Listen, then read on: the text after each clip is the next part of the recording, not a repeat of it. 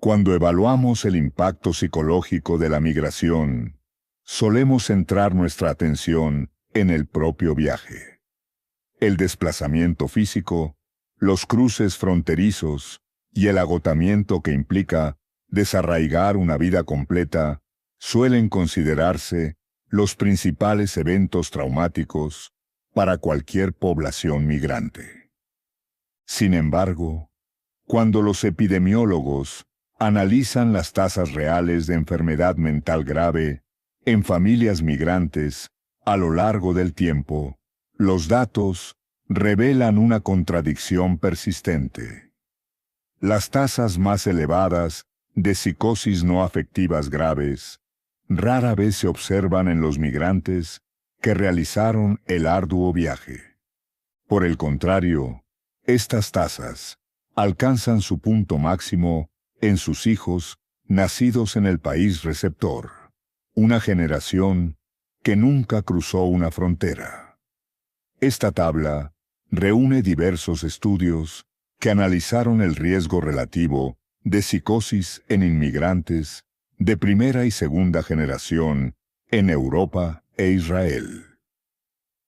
En el estudio de Harrison sobre inmigrantes caribeños en Inglaterra, la primera generación presentó un riesgo relativo elevado de 6,8. Sin embargo, en la segunda generación, este riesgo prácticamente se duplicó, alcanzando 11,6.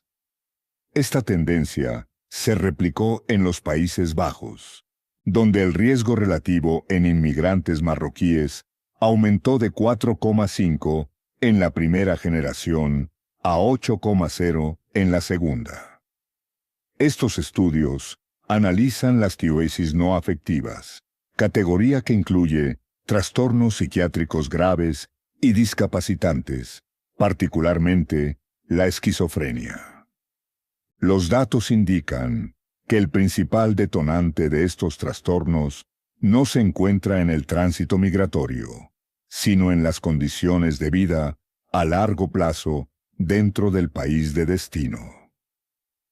Para comprender este fenómeno, es necesario distinguir entre migrantes voluntarios, refugiados y solicitantes de asilo que huyen de conflictos o persecuciones. El perfil psiquiátrico de los refugiados suele manifestarse de manera inmediata. Presentan altas tasas de trastorno por estrés postraumático y depresión, directamente relacionadas con la violencia, las pérdidas y los eventos traumáticos sufridos antes y durante el desplazamiento.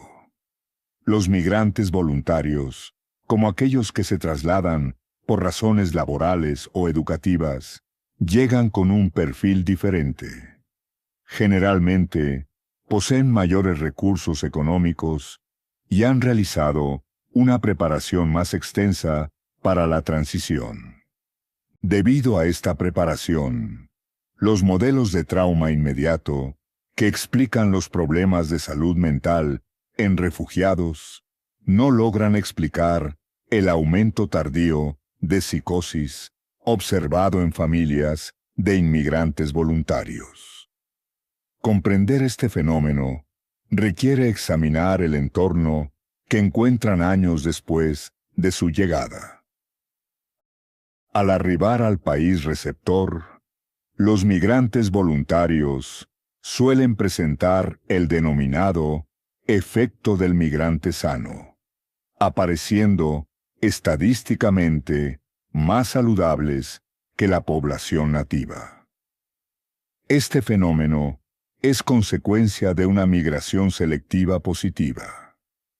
Las exigencias físicas, económicas y logísticas de una migración internacional hacen que, en general, quienes logran migrar sean las personas más saludables y resilientes.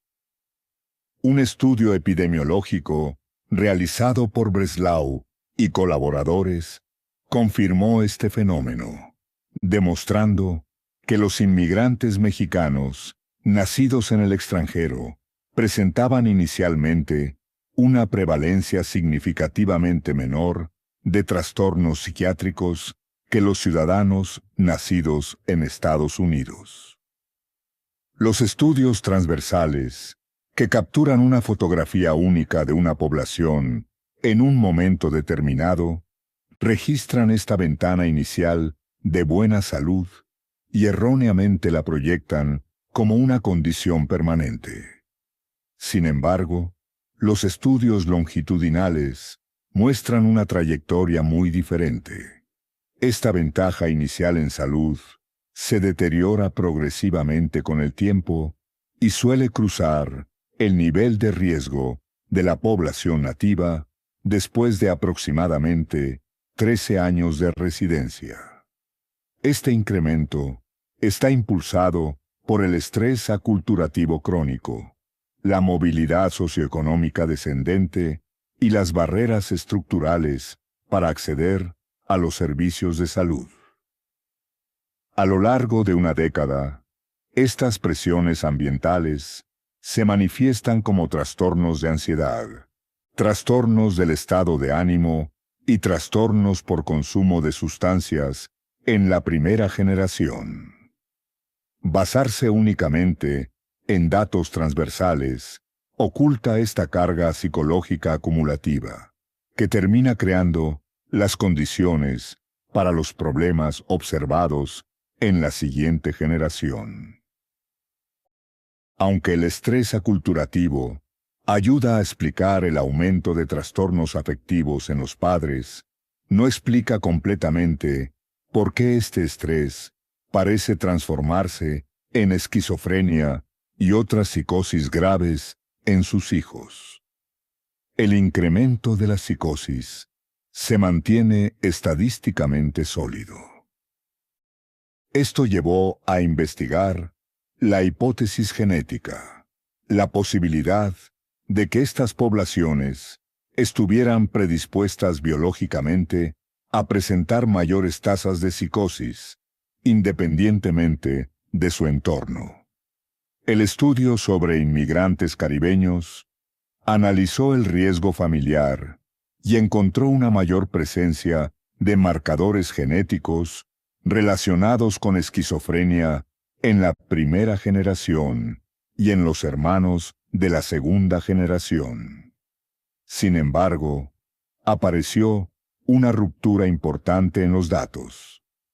Este aumento del riesgo genético no estaba presente en los padres de la segunda generación. Dado que los marcadores de riesgo no se heredan de forma consistente desde los progenitores, la genética por sí sola no puede explicar el incremento observado en los descendientes. La evidencia sugiere que una presión ambiental específica del país receptor interactúa con una vulnerabilidad biológica subyacente, produciendo el aumento de la incidencia. Para identificar este desencadenante ambiental, fue necesario ir más allá de la neurobiología y adentrarse en el campo de la psiquiatría social. Un estudio realizado en los Países Bajos por Belling y colaboradores examinó la incidencia de trastornos psicóticos en relación con las características demográficas de los vecindarios. Analizaron una variable denominada densidad étnica, definida como el porcentaje de personas de la misma etnia que viven en una determinada área geográfica. Los resultados fueron reveladores. Los inmigrantes que residían en barrios con alta densidad étnica no mostraban tasas elevadas de trastornos psicóticos.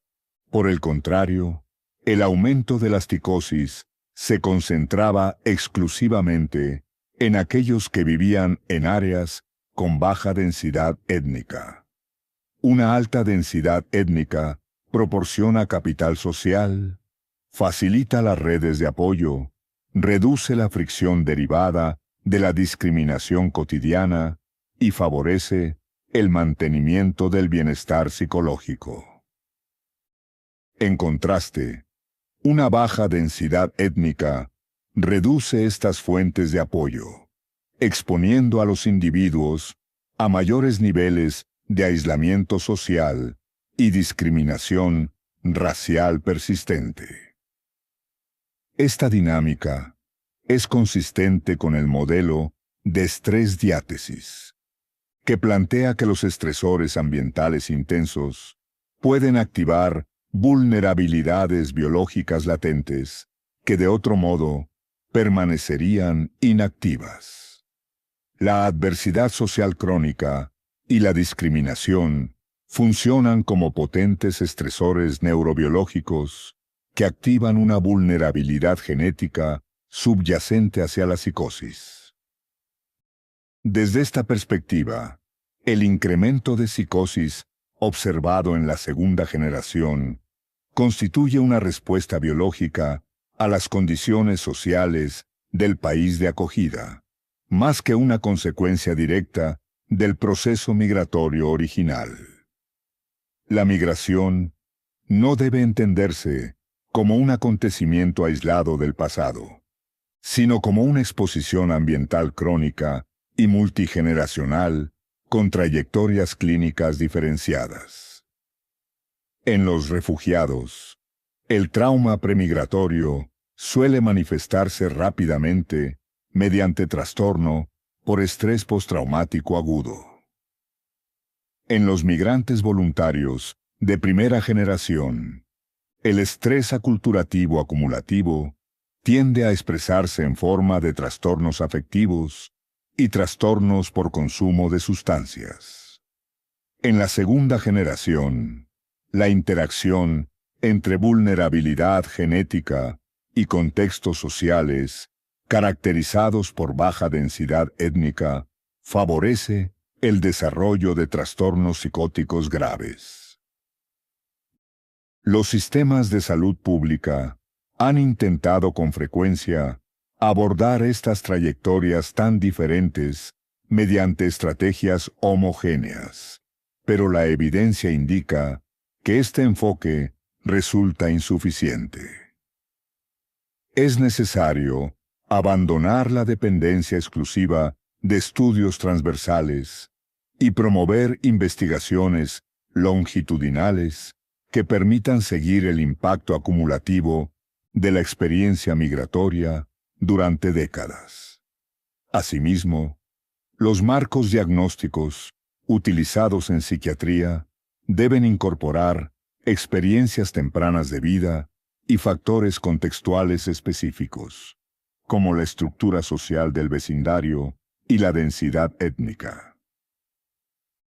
Para abordar de manera efectiva la salud mental de las poblaciones migrantes, la medicina ya no puede permitirse separar la neurobiología del cerebro de la sociología del entorno donde las personas viven y se desarrollan.